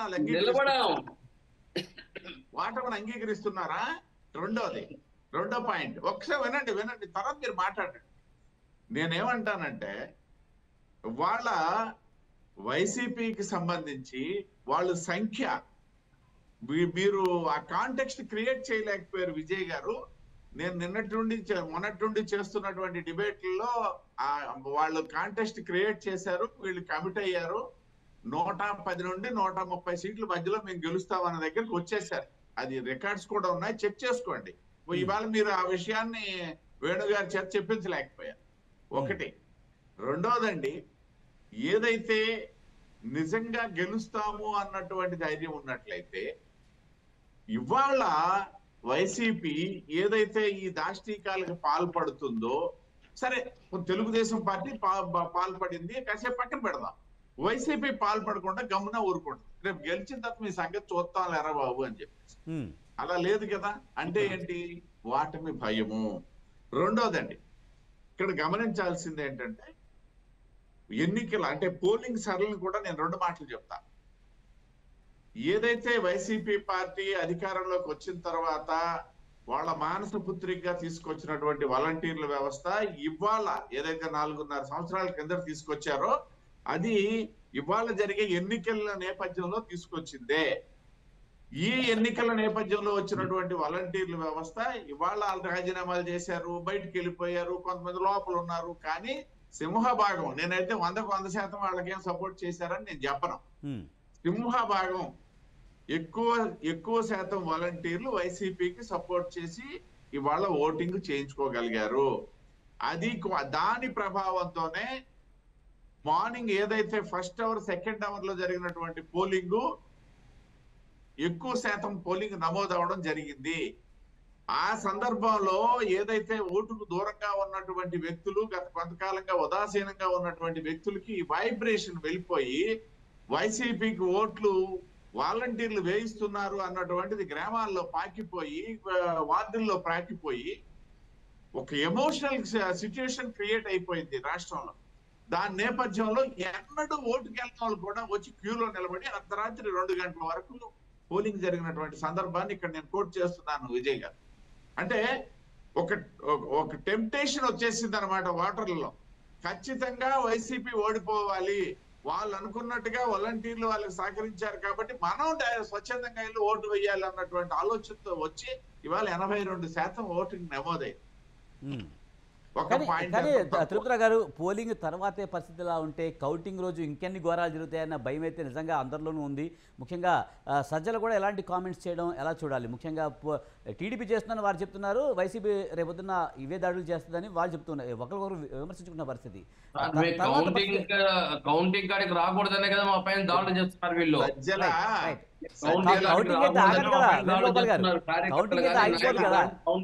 రాకూడదని సజ్జల ఎంత సజ్జనుడంటే, ఆయన ఏదైతే చెప్తున్నాడో అది దానికి రివర్స్ గా వాళ్ళ తాలూకా స్ట్రాటజీ ఉంటుంది. జరిగినటువంటి సత్యమే. ఆవేళ ఏదో జరిగిపోద్దని కాదు. ఆవేళ ఇప్పుడు కౌంటింగ్ నాడు ఏం జరిగిపోద్దండి? గెలిచినోడు సంబరాలు చేసుకుంటాడు, ఓడినోడు ఇంట్లో కూర్చుంటాడు. జరిగేది ఏముంటది? ఇంకెక్కడోట గెలిచేది ఎలాగా ఎన్డీఏ కూటమి గెలుస్తుంది ఖచ్చితంగాను. కేంద్రంలో ఎన్డీఏ వస్తుంది, ప్రభుత్వాలు ఏర్పడతాయి. మళ్ళీ యథావిధిగా వైసీపీ వాళ్ళు చెప్తారు ప్రజల తాలూకు తీర్పుని శిరసావించామని చెప్పేసి. అంతకంటే పెద్ద ఉండదండి. ఇంకా వేళ ఇంకొక విషయం కూడా చెప్తున్నా. ఏదైతే ఇప్పుడు పోలింగ్ తర్వాత జరుగుతున్నటువంటి పరిణామ క్రమాల్లో ఆఫీసర్స్ లో కూడా ఆఫీసర్స్ వెన్నులో వణుకు పుట్టింది. ఇవాళ డీజీపీని, సిఎస్ ని ఢిల్లీకి పిలిపించినటువంటి కేంద్ర ఎన్నికల సంఘం తాలూకా చర్య నేపథ్యంలో కింది స్థాయి అధికారుల్లో వణుకు పుట్టింది. నిన్నటి నుండి మీరు అబ్జర్వ్ చేయండి, ఈ అల్లర్లు కూడా తగ్గాయి. అల్లర్లు కొత్త ప్రాంతాలకు పాకలేసరి కదా, ఉన్న ప్రాంతాల్లో ఉక్కుపాదంతో అణిచివేత జరుగుతుంది. ఓకే. కాబట్టి ఫర్దర్ గా అల్లర్లు చేయాలనేసి అంటే పోలీస్ ఆఫీసర్స్ వణుకుతున్నటువంటి సందర్భం. ఇప్పటి వరకైతే ఏదైతే ప్రభుత్వం తాలూకా ఇన్ఫ్లుయెన్స్ లో ఉన్నారో ఆ ఇన్ఫ్లుయెన్స్ నుండి బయటపడ్డారు. ఇప్పుడు అధికారులు కూడా కొరడా జులిపించారు. నిన్న సిఎస్ డీసీపీ ఇద్దరు కూర్చొని మంత్రాలు చేసిన తర్వాత కింది స్థాయి అధికారులకు ఇచ్చినటువంటి ఆదేశాల అనుసారం నిన్నటి నుండి ఆల్మోస్ట్ 24 hours అయింది. ఏదైతే ఈసీ వీళ్ళిద్దరిని కాల్ చేసిన తర్వాత ఖచ్చితంగా తగ్గాయి. ఈ అల్లర్లు ఇవి కొనసాగే పరిస్థితి ఉండదు. నేను ఇందాక చెప్పినట్లుగా ఇవి రెండు రకాలుగా ఉంటాయి. స్థానికంగా ప్రేరేపితమైనటువంటి వారు ఏ పార్టీ కూడా ఓన్ చేసుకోదు, ఎవరికి ఓన్ చేయాల్సిన అవసరం లేదు. కానీ పార్టీ ప్రేరేపిత అల్లర్లు ఏవైతే ఉన్నాయో అవన్నీ ఇవాళ తగ్గాయి. నిన్న ఉన్నటువంటి పరిస్థితి ఇవాళ లేదు, ఇవాళ ఉన్నటువంటి పరిస్థితి రేపు ఉండదు. నాకు ఉన్నటువంటి సమాచారం మీదకి ఈ కఠినమైనటువంటి చర్యలు తీసుకుంటున్నటువంటి నేపథ్యంలో రాబోయే రోజుల్లో ఈ అల్లర్లకు సంబంధించి ఆంధ్రప్రదేశ్ లో ఎటువంటి ఇబ్బంది ఉండదని చెప్పేసి నా దగ్గర కానీ తిరుపతిరావు గారు ఎక్కువగా ఓడిపోతామన్న భయంతోనే ఈ దాడులు జరుగుతున్నాయని చెప్పి అందరూ అంటున్నారు. కానీ గెలిచిన వాళ్ళు ఊరుకుంటారా? మళ్ళీ అయ్యే దాడులు కొనసాగే పరిస్థితి ఉంటుంది కదా. ఈ దాడులకి అలా పులి స్టాప్ అనేది ఉంటుందంటారా? ఇక్కడ ఒక్క విషయం గుర్తుపెట్టుకోవాలి విజయ్ గారు, మనం ఉన్నది డెమోక్రటిక్ సిస్టమ్ లో ఉన్నాము. ఇక్కడ రాష్ట్ర ప్రభుత్వం ఏదో చేసి ఇవ్వాలి అనేసి అంటే మరుక్షణం అక్కడ స్పందించాల్సినటువంటి వ్యవస్థ ఒకటి కేంద్ర స్థాయిలో ఉంది. కాబట్టి ఏదైనా తాత్కాలికంగా ఇబ్బందులు ఉంటే ఉండొచ్చు, కానీ లాంగ్ రన్ లో ఇటువంటివి ఏవి ఉండవు. సెటరేట్ చేసే పరిస్థితి ఉంటుంది ఖచ్చితంగా. నేను అదే చెప్పాను, మొన్నటికి తేడా లేకపోవచ్చేమో, కానీ నిన్నటి నుండి ఇవాళకి తేడా వచ్చింది. ఒకసారి డెఫినెట్ గా ఆ భయాందోళనలు అయితే రాష్ట్ర ప్రజలకు అవసరం లేదని చెప్పేసి అయితే నేను చెప్పగలను. రైట్. సత్యనారాయణ గారు, ముఖ్యంగా చూస్తే కనుక పోలీసుల వ్యవహార శైలి ఇప్పుడు ప్రధానంగా చర్చనీయాంశం అవుతుంది. ఇది ఖచ్చితంగా పోలీసుల వైఫల్యంగానే అటు టీడీపీ కానివ్వండి, అటు వైసీపీ కానీ రెండు చెప్తున్న పరిస్థితి మనకు కనిపిస్తూ ఉంది. కానీ నిజంగా ఎవరు అధికారంలో ఉంటే వాళ్ళకే కొమ్ము కాస్తున్నారు పోలీసులు అనే విమర్శలు అయితే ఉన్నాయి. దీన్ని ఎలా చూడాలి? రాబోయే రోజుల్లో మరి టీడీపీ నిజంగా అధికారంలోకి వస్తే ఇదే పరిస్థితి ఉంటుందా? గతంలో చూసాం మనం కోడికత్తి వ్యవహారంలో జగన్మోహన్ రెడ్డి కూడా ఏపీకి రావడం ఇష్టం లేదు, అక్కడ పోలీసుల వ్యవహార శైలి బాగలేదు, నేను ఇక్కడే ట్రీట్మెంట్ చేయించుకుంటానని తెలంగాణ వచ్చిన పరిస్థితి. కోడికత్తి గీసుకుంటేనే ప్లేట్లో వెళ్ళి అక్కడ వైద్యం చేసుకున్నట్టు సందర్భం అండి సార్. కోడికత్తి డ్రామాని ఎంత చక్కగా రంజు కట్టించి ఓట్లు దండుకున్నారో ఆ రోజు మనందరికీ తెలుసు. అదేవిధంగా గొడ్డల చరిత్ర కూడా మనందరం కూడా తెలుసు. ఆ రెండు పసిగట్టినటువంటి జనం ఈరోజు ఖచ్చితంగా వైసీపీకి బుద్ధి చెప్పడానికి షర్మిలమ్మతో సుద్దా, వాళ్ళ చెల్లెలతో సుద్దా మరి ప్రజా తీర్పు కోరడం, మరి వాళ్ళ అమ్మగారు కూడా దూరంగా ఉండడం, ఇవన్నీ కూడా మనం గమనించాం. ఇంట్లోనే చక్కబెట్టుకోలేనటువంటి వ్యక్తి ఈరోజు ప్రజాస్వామ్యాన్ని ఏదో చక్కబెడతాడని కూడా తప్పు. ఇందాక అన్న మరి బీజేపీ నాయకులు చెప్తున్నటువంటి ఒక లోపభూయిష్టమైనటువంటి నిజం ఒకటి ఆయన చెప్పారు ఖచ్చితంగా. ఏంటంటే అది సజ్జల ఒకటి మాట్లాడితే దానికి రివర్సలో ఉంటుందని చెప్పేసి. సజ్జలనే కాదు, జగన్మోహన్ రెడ్డి గారితో సుద్దా ఆయన పార్టీ కూడా వెళ్తున్నాడంటే దాని వెనకాల ఏదో చరిత్ర ఉందని చెప్పేసి ప్రజలకు అనుమానం ఉంది. ఎందుకంటే ఏం జరుగుతుందో, ఏం సృష్టించి వెళ్తున్నాడు, ఏం పురమాయించి వెళ్తున్నాడు అని చెప్పేసి ఈ రకమైనటువంటి ఆందోళనలో ప్రజలు కూడా మేము కూడా ఉన్నాం. ఎందుకంటే చూసాం కదా, ఆయన ఫారిన్ వెళ్ళిన తర్వాత చంద్రబాబు నాయుడు గారిని మరి కస్టడీలోకి తీసుకోవడం, ఇవన్నీ కూడా అంటే వాళ్ళు చెప్పేది ఒకటి చేసేది ఒకటి, వాళ్ళకి బాగా అలవాటు అయిపోయింది. ఎందుకంటే తండ్రి చాటు అధికారాన్ని అడ్డం పెట్టుకుని సంపాదించినటువంటి ఆస్తులు ఎలా ఉంటాయో ఈ పరిపాలనా విధానం కూడా, వీళ్ళ మాటలు కూడా అదే విధంగానే ఉంటాయి. ఎందుకంటే బయటకు ఒకలా కనబడతారు, దాని వెనకాల ఊటి చేస్తూ ఉంటారని చెప్పేసి ఇందాక బీజేపీ నేత చెప్పినటువంటిది వాస్తవం సార్. అది నగ్న సత్యం అనమాట. ఇటువంటి వ్యక్తుల్ని అయినా వీళ్ళకి గెలుపు మీద ఎప్పుడూ నమ్మకం సన్నగిల్లింది సార్. దానికి ఉదాహరణ ఏంటంటే డాక్టర్ బిఆర్ అంబేద్కర్ కోనసీమ జిల్లాలో ఎంపీగా ఉన్నటువంటి, అధికారంలో ఉన్నటువంటి ఎంపీగా ఉన్నటువంటి చింతా అనురాధ గారిని టికెట్ లేకుండా మార్చారు. జనసేన నుంచి వచ్చినటువంటి అనాఫిషియల్గా జాయించి కాపురం చేస్తూ వీళ్ళతో టికెట్ తెచ్చుకున్నటువంటి ఎంపీ టికెట్కి పంపినటువంటి రాపోకర్ ప్రసాద్ని అలా పంపించారు. ఒక దళితుడైనటువంటి కొండేటి చిట్టుబాబు గారిని గన్నవరం టికెట్ లేకుండా చేశారు. అంటే వీళ్ళకి అధికారం మీద నమ్మకం సన్నగిల్లడం వల్ల ఈ మార్పులంటూ రాష్ట్ర వ్యాప్తంగా చేశారు. అంటే నాకు నా పార్లమెంట్ కాన్స్టిట్యూలో ఉన్నటువంటి వ్యవహారం కాబట్టి మీకు ఉదాహరణగా చెప్పాను అనమాట. కాబట్టి వీళ్ళకి నమ్మకం, అధికారం మాకు రాదని చెప్పేసి ఎప్పుడైతే వీళ్ళు మరి వాళ్ళ మనసు ఎప్పుడైతే తెలిసిందో ఇటువంటి సాహసాలు చేస్తూ అధికారికంగా ఉన్నటువంటి మరి ఎమ్మెల్యేలు కానీ ఎంపీలు కానీ సీట్లు ఇవ్వకుండా చేసేటువంటి పరిస్థితి ఏదైతే మనం చూసామో, అందుకే వీళ్ళ అధికారానికి దూరంగా ఉండడానికి, అధికారం రాదని నమ్మకం వీళ్ళకి సన్నగిల్లడానికి కారణాలు ఇవని చెప్పేసి నేను ఖచ్చితంగా చెప్తూ, ఈరోజు ఏదో చెప్తారు వేణు గారు, తెలుగుదేశం వాళ్ళు ఏదో అల్లరి సృష్టిస్తారు, అది చేస్తారు ఇది చేస్తారు. తెలుగుదేశం పార్టీ ఇంతవరకు కూడా 1983 నుంచి ఈ రోజు వరకు కూడా హింసను ఎక్కడ ప్రోత్సహించలేదు. నాటి చంద్రబాబు నాయుడు గారి నాయకత్వాన్ని కానీ, హైదరాబాద్ లో అల్లర్లు కంట్రోల్ చేసినటువంటి చరిత్ర తెలుగుదేశం పార్టీకి ఉంది. అదేవిధంగా ఈ రోజు వరకు కూడా ఎప్పుడు కూడా చంద్రబాబు నాయుడు గారు రేపు వచ్చినా కూడా ఇటువంటి అల్లర్లు ఏవి ప్రోత్సహించరు. ఆయన ఖచ్చితంగా సక్రమైనటువంటి పరిపాలన ఇస్తారు. అందులోకి కూటమిని వేసుకున్నాం మేము. బీజేపీ కేంద్రంలో అధికారం ఉన్నటువంటి బీజేపీని కూటమిగా పెంచుకున్నాం, పక్కనే జనసేన పెట్టుకున్నాం. ఇద్దరిని రాయల్టీ పర్సన్స్ మేము పెట్టుకున్న తర్వాత అదే మేము హింసను ఎలా ప్రోత్సహిస్తామని అనుకుంటున్నారు మీరు? ఖచ్చితంగా మరి ఎదురుదాడులు అయితే మా పరిపాలనలో ఉండవు. సక్రమమైనటువంటి పరిపాలన మాకు, ముఖ్యంగా శ్మశానం చేసి వెళ్ళిపోతానన్నటువంటి అమరావతిని ఎవరు అధికారంలో ఉన్నా కూడా పోలీసుల్ని తమ జేబు సంస్థగా ఉపయోగించుకుంటున్నారు అన్న వాదన కరెక్ట్ కదా? గతంలో టీడీపీ అయినా తర్వాత వచ్చిన వైసీపీ అయినా రెండు పోలీసులకు అనుకూలంగా చేస్తున్నాయని విపక్షంలో ఎవరైతే ఉంటారో వాళ్ళు చెప్తున్న మాట వాస్తవం లేదంటారా? అది వాస్తవం కాదు సార్. ఎందుకంటే ఎందుకు చెప్తున్నాను, ఈ రోజు ఎందుకు చెప్తున్నానంటే, ఎవరైనా సరే అధికారుల ముందు స్ట్రబ్లన్ గా ఉండాలి సార్. అధికారి దగ్గర ఎక్కడ లూజ్ మెంటాలిటీ ఉంటే ఇటువంటివే జరుగుతూ ఉంటాయి సార్. ఎందుకంటే నాకేదో సజ్జల రామకృష్ణారెడ్డి గారు ఫోన్ చేశారనో, లేకపోతే జగన్ ప్రభుత్వంలో నేను పనిచేశానో, ఈ విధంగా చూస్తున్నాం కదా. రమారమి 715 కేంద్రాల్లో ఇంకా పికెట్ జరుగుతూ ఉందంటే, పోలీస్ పికెట్ జరుగుతూ ఉందంటే ఎంత దుర్మార్గం సార్ ఇది. ప్రజాస్వామ్యాన్ని అపహాస్యం చేస్తున్నట్టు కదా మనందరం కలిపి. ఇప్పుడు మీరు చేసినా మేము చేసినా రాజ్యాంగాన్ని గౌరవించుకుని పరిపాలించుకోవాల్సిన అవసరం లేదా?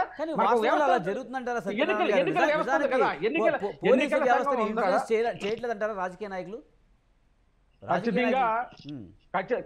ఖచ్చితంగా పోలీసుల్ని ఇటువంటి ఎన్నికల వేళ తర్వాత ఎన్నికల సంఘ నిబంధనలు ఉన్నప్పటికీ కూడా ఈ వైసీపీ నేతలు ఎక్కువ ఇన్ఫ్లుయెన్స్ చేయడానికి ఆస్కారం ఉంటుంది సార్. ఎందుకంటే వీళ్ళకి అదే మెంటాలిటీతో ఉన్నారు ఫస్ట్ నుంచి కూడా.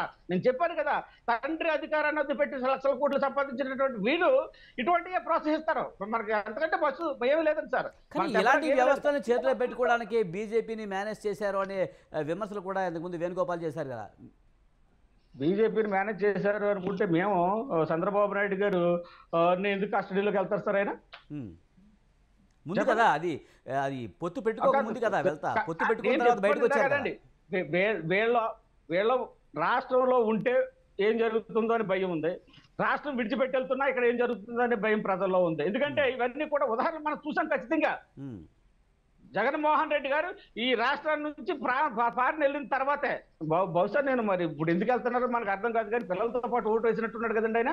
రిలీఫ్ కోసం వెళ్తున్నారు అనుకోవచ్చు కదా సార్. పిల్లలు చూడడానికి అని చెప్పేసి అనుకోవచ్చు. మనం ఆడపిల్లలిద్దరినీ విదేశాల్లో చదివించుకుంటున్నారు కాబట్టి పిల్లలతో పాటు ఓటేశారు.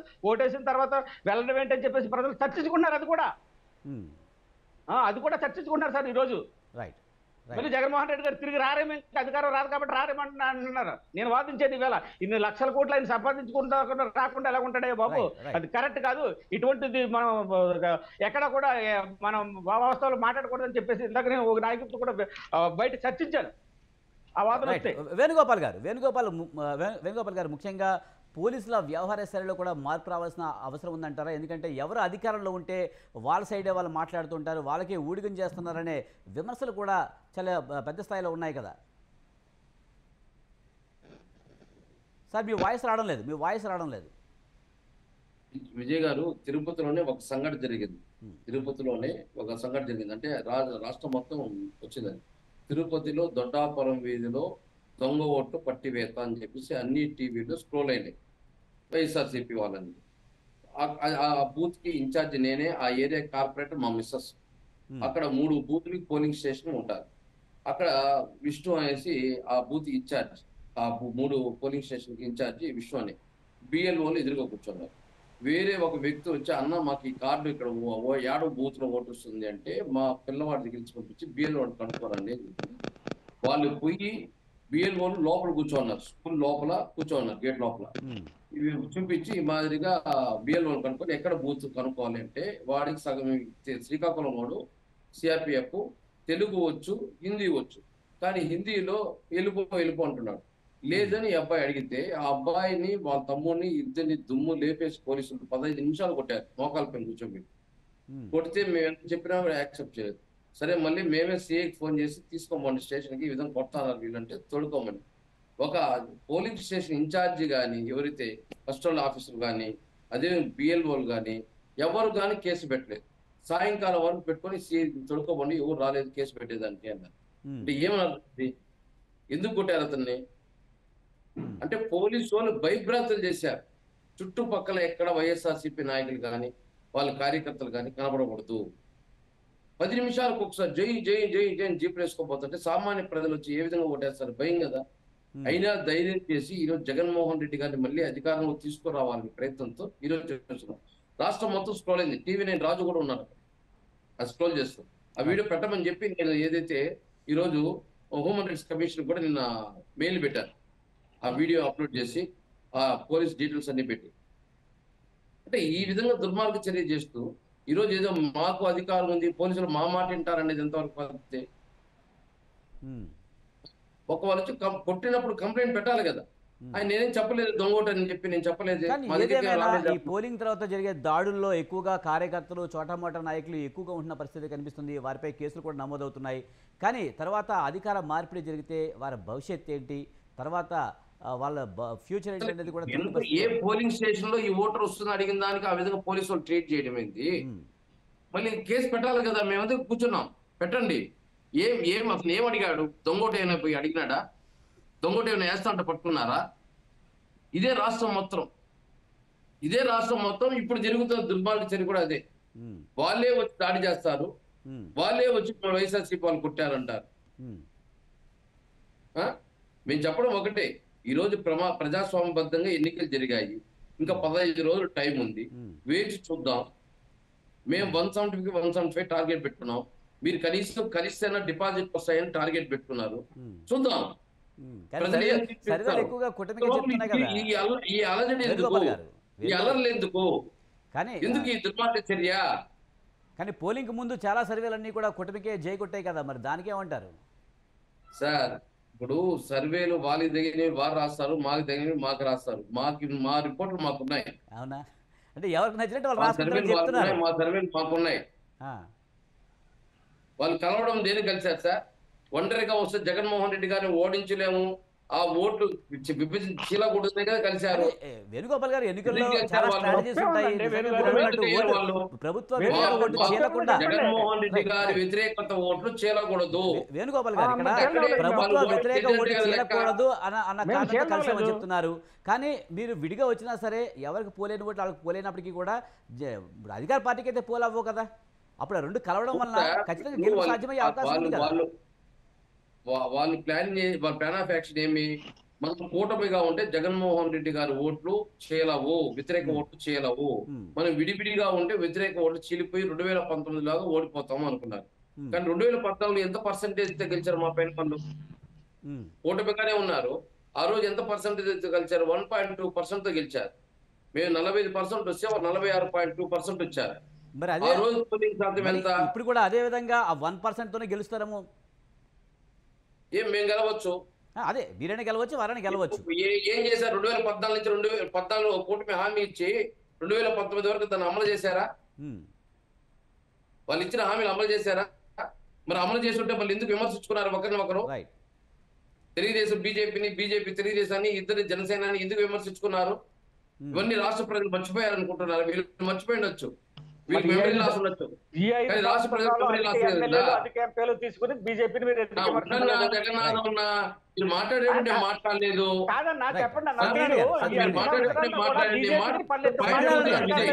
విజయ్ గారు 2014లోగా మళ్ళీ అది ఎందుకు రిపీట్ కాదు అని అడుగుతున్నాడు. అమలు చేస్తుంటే మళ్ళీ వేణు గారు, రాజకీయాలు ఇటువంటి ఏమైనా జరుగుతాయి, విడిపోయాం మళ్ళీ కలిసాము, దానివల్ల మీకు నష్టం లేదు.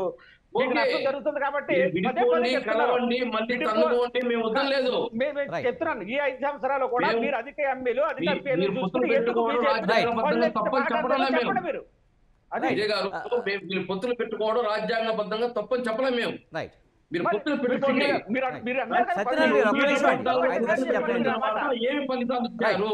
ఈ రాష్ట్రానికి, ప్రజలకి, రాష్ట్రానికి ఏం ఒరిగిందో రైట్ రైట్ చెప్పాలి. Right right. వేణుగోపాల్ గారు అలాగే సత్యనారాయణ గారు ఫైనల్గా తిరుపతిరావు గారు, మన టైం తక్కువ ఉంది, చెప్పండి. ముఖ్యంగా ఎన్నికల్లో గొడవలు జరుగుతుంటాయి, కేసులు నమోదవుతుంటాయి. కేసులు నమోదైన తర్వాత వాటి ప్రభావం తర్వాత పెద్దగా ఉండట్లేదు, అందుకనే ఇలాంటి గొడవలు పదే పదే జరుగుతున్నాయి అనుకోవాలా? ఖచ్చితంగా అది రాంగ్ విజయ్ గారు. ఎందుకంటే ఎన్నికల గొడవలకు సంబంధించి ప్రతి ఒక్కరికి భయం ఉంది. సాధారణ కేసులు వేరు, ఎన్నికల సమయంలో నమోదైన కేసులకు సంబంధించి అవి జీవితాంతం వెంటాడుతుంటాయనే భయం ఉంది. అయితే నేను ఇందాక చెప్పాను, ఈ ఎమోషనల్ సిచ్యుయేషన్స్ లో ఏవి కూడా కనబడవు, ఆ నేపథ్యంలో వెళ్తుంది. నేను 2 ప్రధానమైనటువంటి పాయింట్లు చెప్పి పూర్తి చేస్తాను. ఒకటి అలయన్స్ కి సంబంధించి ఇవాళ భారతీయ జనతా పార్టీ గెలవదు అని చెప్పేసి దాదాపు 30 పైచిలకు పార్టీలతో మేమేమి కేంద్రంలో అలయన్స్ పెట్టుకోలేదు. అలయన్స్ అనేది బలోపేతం అవడానికి దేశంలో ఉన్నటువంటి రాజకీయ పరిస్థితుల నేపథ్యంలో అన్ని ప్రాంతాలకి భాగస్వామ్యం ఇవ్వడానికి ఇట్లాంటివి కొన్ని పారామీటర్స్ ఉంటాయి. అదే సమయంలో రాష్ట్రంలో కూడా గెలవదు అని చెప్పేసి ఏ పార్టీ పెట్టుకోదు. గెలుపు ఉన్నప్పటికి కూడా బలం అనేది ఎప్పుడు చూసుకుంటది ఏ పార్టీ అయినా సరే, ఆ నేపథ్యంలోనే ఉంటాయి. రెండోది, మా అలయన్స్ కి సంబంధించి 14లో కలిశారు, 19లో కొట్టుకున్నారు, మళ్ళీ ఎలా కలిశారని చెప్పేసి వేణుగోపాల్ గారు అడిగిన ప్రశ్నకి నేను ఒకటే చెప్తాను. అసలు ఈవేళ మీ దాంట్లో నెంబర్ 2గా ఉన్నటువంటి బొత్స సత్యనారాయణ లేదా ధర్మాన ప్రసాదరావు లాంటి మహామోహ నాయకులు దాదాపు 65% మంది నాయకులు కాంగ్రెస్ లో ఉండగా ఈ జగన్మోహన్ రెడ్డిని వ్యక్తిగతంగా పిచ్చి తిట్టుకొని వచ్చినటువంటి నాయకులే వాళ్ళందరూ. మోడీ చంద్రబాబు నాయుడు తిట్టలేదా? తిరుపతిరావు గారు, వేణుగోపాల్ గారు, సత్యనారాయణ గారు, మనకి టైం అయిందండి. Thank you very much Tirupatirao గారు, జగన్ సత్యనారాయణ గారు, వేణుగోపాల్ గారు, థ్యాంక్ యూ వెరీ మచ్ అండి డిబేట్లో పాల్గొన్నందుకు. ఇది వాటి మీడియా డిబేట్. చూస్తూనే ఉండండి స్వతంత్ర.